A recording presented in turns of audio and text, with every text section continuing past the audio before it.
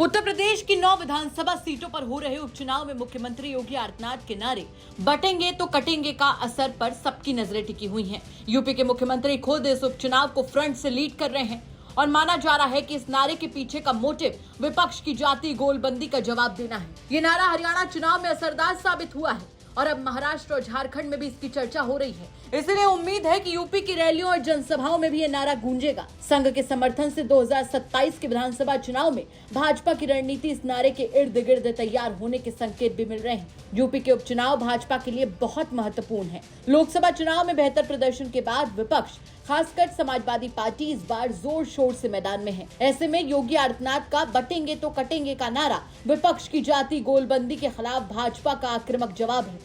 विपक्ष जाति के मुद्दे पर जोर दे रहा है और योगी सरकार को पुलिस एनकाउंटर और हिरासत में हुई मौतों पर घेरने की कोशिश कर रहा है। भाजपा का मानना है कि इस नारे से सभी जातियों को एकजुटता का संदेश मिलेगा। हरियाणा चुनाव के दौरान योगी आदित्यनाथ ने नारा दिया था, जिसका परिणाम भाजपा के लिए फायदेमंद रहा। इस चुनाव में संघ की सक्रियता भी जीत का अहम कारण मानी जा रही है। अब यूपी के उपचुनाव में भी संघ और भाजपा दोनों को उम्मीद है कि ये नारा सभी जातियों को एकजुट करेगा। सूत्रों के मुताबिक जिस तरह से समाजवादी पार्टी ने एनकाउंटर के मुद्दे को जाति रंग दिया है, उससे भाजपा के रणनीतिकारों को लगता है कि जातियों को एकजुट करने की कोशिश और भी जरूरी हो गई है। आरएसएस के दत्तात्रेय होसबोले ने इस नारे का समर्थन किया है, जिससे आगे की रणनीति साफ हो गई। संघ का मानना है कि समाज को एकजुट रखना ही उसका उद्देश्य है। संघ के पदाधिकारियों का कहना है कि देश बटेगा तो समाज को नुकसान होगा। संघ अपने समरसता कार्यक्रम और शाखाओं के माध्यम से भी यही संदेश देने की योजना बना रहा है। आने वाले दिनों में संघ इस नारे के माध्यम से समाज में एकजुटता का संदेश फैलाएगा। बता दें कि 2027 का चुनाव संघ के लिए बेहद अहम है।